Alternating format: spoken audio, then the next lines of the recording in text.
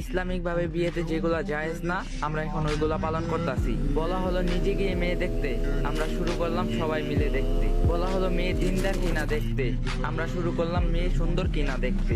বলা হলো ছেলের দিনকে প্রাধান্য দিতে, আর আমরা শুরু করলাম ছেলের টাকা পয়সাকে প্রাধান্য দিতে। বলা হলো নিজের পছন্দ মতো মেয়েকে বিয়ে করতে, আর আমরা শুরু করলাম অন্যর মতো দেখতে।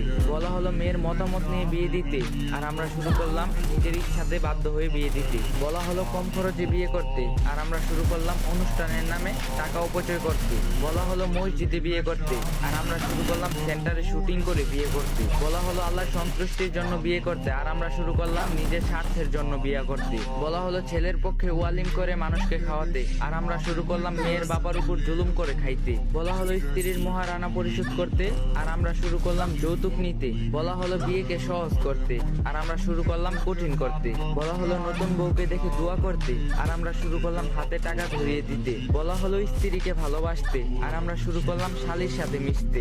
বলা হলো স্ত্রীকে সুন্দর করে কথা বলতে, আর আমরা শুরু করলাম দাসীর মতো আচরণ করতে। আল্লাহ তাআলা আমাদের সবাইকে ফিতনা থেকে হেফাজতে রাখুন, আমাদের সকলকে বুঝার তৌফিক দান করুক, আমিন।